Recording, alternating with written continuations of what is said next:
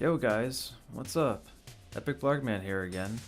I have a special video for you guys today. This is actually going to be a part of my series of obscure anime.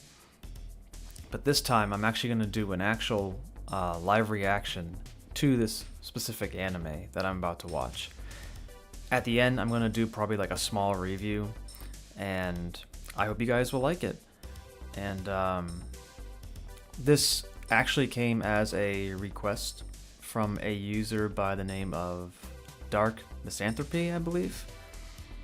And they wanted me to do a review of an anime called Metal Skin Panic MADOX-01. So apparently it's a OVA from 1987. I think it was only released on VHS. I could be wrong about that, but it could be on DVD as well. But I've never heard of this, and it's definitely one of those obscure animes because anything that's OVA is usually like 40 minutes long, sometimes an hour long, and they're usually like thrown together stories, kind of rushed, not really much development, kind of like some movies. But anyhow, so apparently the plot of this is: one day, Koji Tsukimoto, a young man who works as a mechanic at a car maintenance shop, inadvertently gets into the slave trooper MADOX-01, a new anti-tank land weapon that was being transported in secret.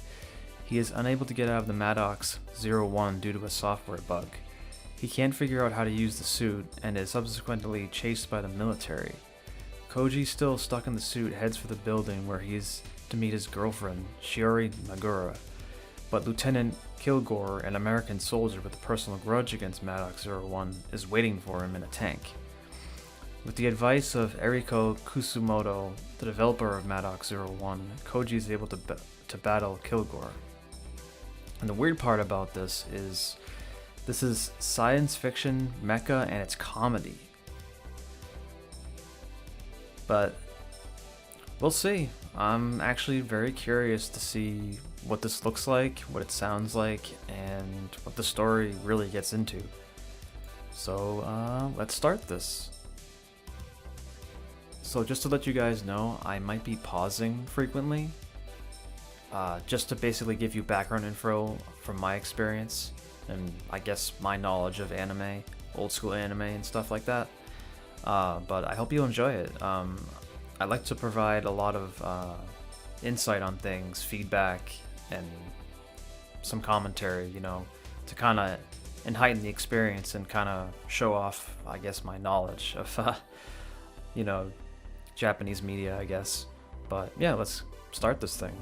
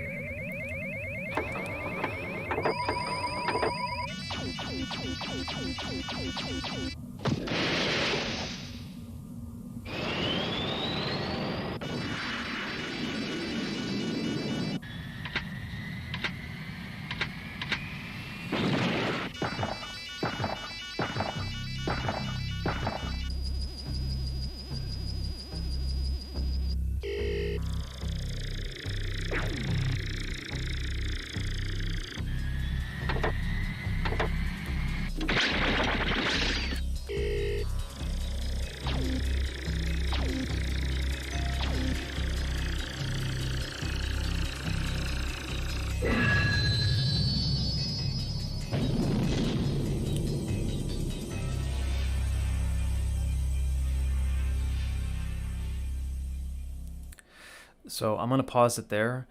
So just from that intro alone, that is super 80s.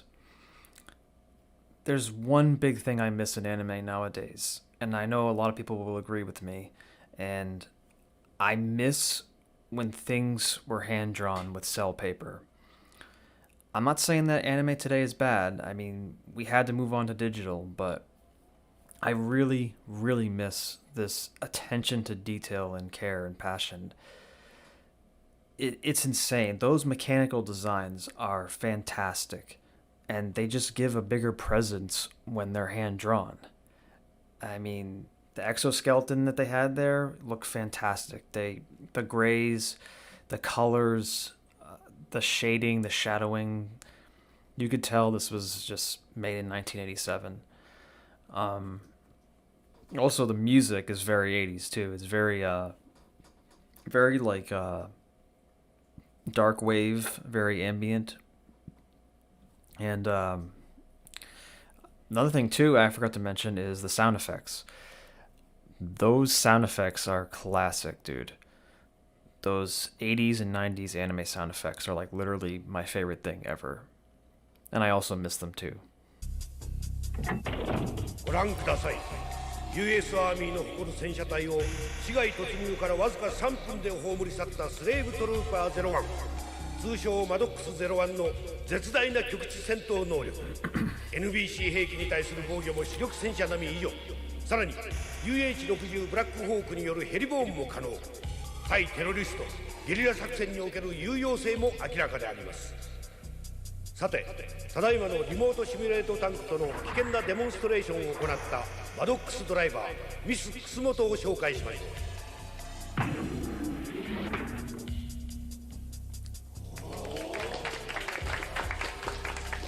う。ミス楠本はこのタンクバスターのソフトウェア開発の主任でもあります。彼女はこのマドックスの汎用性を実証するため、女性の身でありながら自ら本日のドライバー役を買って出たのです。Alright, I'm going to pause it there. So what I wanted to commentate on is what's actually interesting about this is this scene here is that the United States military is involved in this anime. And number two, I wanted to let you guys know that I actually have an extensive knowledge of like basically military things. I'm not saying I know everything, but for the past like decade or so, I've been just researching like military tactics, the firearms they use, like rifles, submachine guns, rocket launchers, anti-tank mines, like everything. Especially basically United States focused stuff. I just have a huge knowledge when it comes to like basically firearms and vehicles, really. But I've been doing more research into like tactics, but the reason why this piques my interest is because I like military stuff. I also like, futuristic sci-fi stuff. Basically, I have friends who are actually in the Air Force, in the military, in the Marine Corps, and in the Army as well. I forgot to mention it beforehand, but these mechanical designs are fantastic. I probably did mention it before, but I actually just realized it's Shinji Aramaki who did the designs.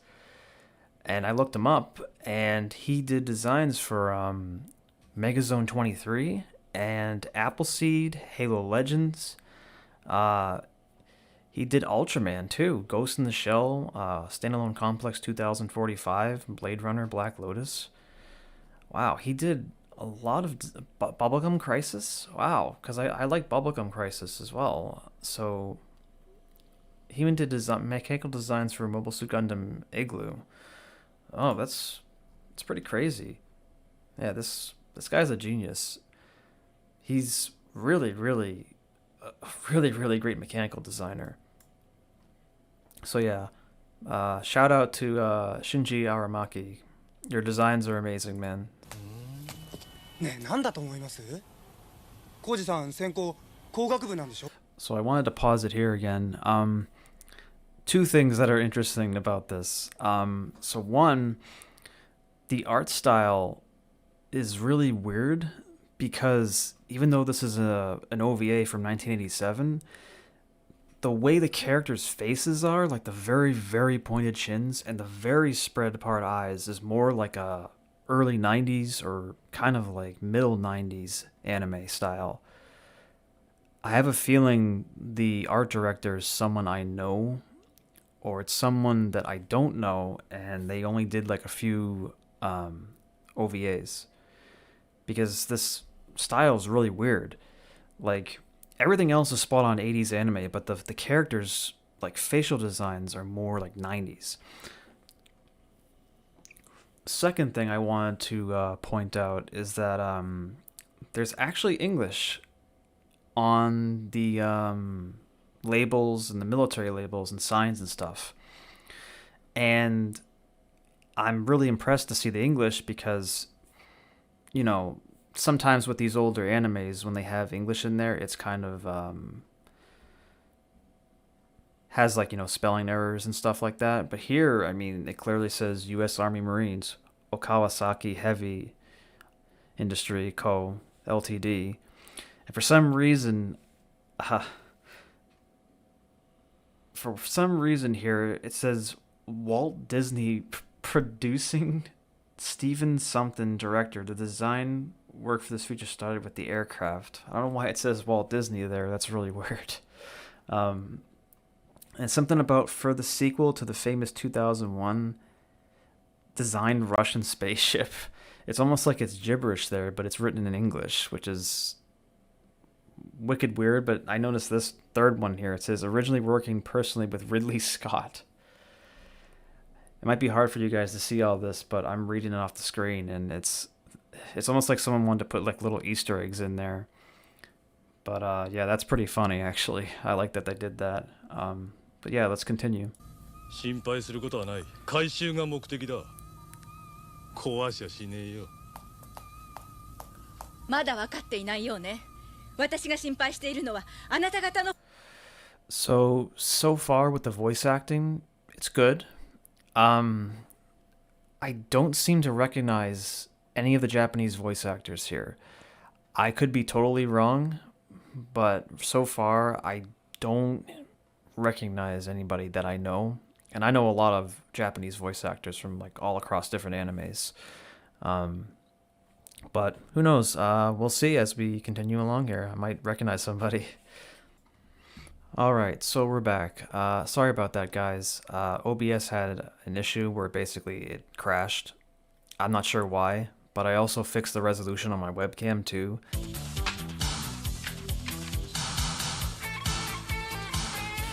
Yo, wait, what? Was that an Apocalypse Now poster? Hang on, I gotta go back to that. That's an Apocalypse Now poster in the background. Okay, this anime is cool, man. I mean, so far, the story itself, it's okay. But I love when there's like these little references. I did not expect to see an Apocalypse Now poster.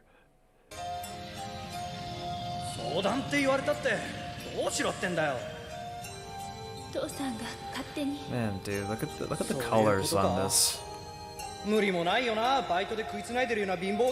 this music too is really good. Even the sky and the water look like gradients. Oh,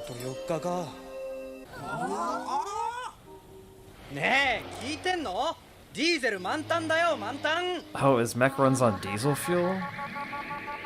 Well, actually, yeah, that makes sense actually when I think about it.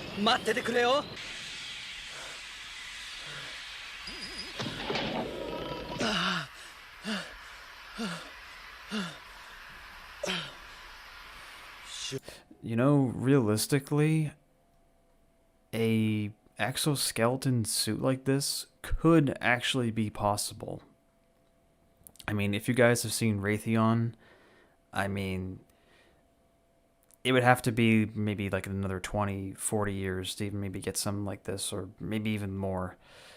But looking at this, I mean, the most realistic thing is probably like an exoskeleton or something along those lines, in my opinion. But because I don't think we're going to see like actual giant robots, like, you know, like Avas or Gundams or anything else you can think of, like Valkyries from Macross. Speaking of which, rocking the Macross shirt here. But yeah, let's keep it going. Uh-oh. Dude, this music is fantastic, dude. I can't even stress this enough. It's so good. And this is coming from a musician myself, who actually makes 80s music, by the way.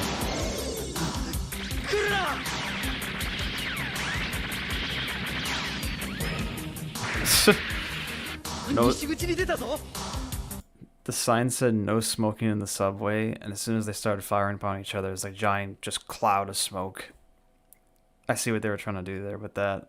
I know it's something really simplistic, but it's funny for some reason. I don't know why. It's just, you know. But yeah, I know I keep saying this, but this music is awesome. And this is coming from a musician who's been making music since like as early as probably 2008. But like I make 80s music nowadays. Like I try to make like synthwave. I make like 80s film score type music. You know, I own like 80 synthesizers from this period. Like I can actually probably like make music like this because I know exactly what these sounds are actually coming from. I know what synthesizer they're coming from. I know what the drums are, everything, because I've done my research for like a very, very long time. Let's just say that. But yeah, let's get back to it. NSR ビル確かにそう言ったんだな One thing I also really love about 80s anime with cell paper is that the way darkness is, like the way they handle darkness is amazing too. I have not seen any other anime in modern day replicate the way 80s darkness is. Like it actually looks like it's actually like realistically dark.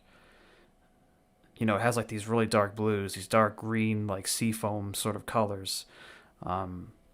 Stuff like that. Just thought I'd chime in on that.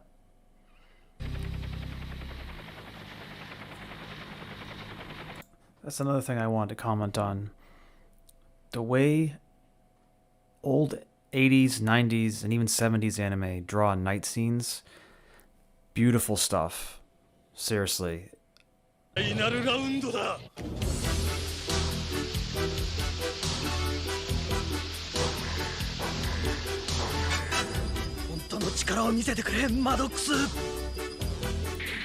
Again with this awesome music, the brassy synth sound. Oh my god. Oh, look at this sequence. とどめだ This is so insane.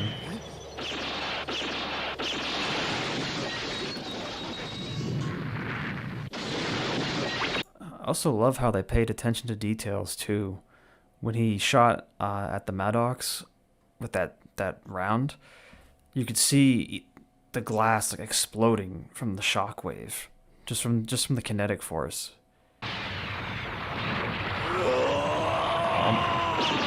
Wow, look at this animation of him falling down here. Wow, that was really nice.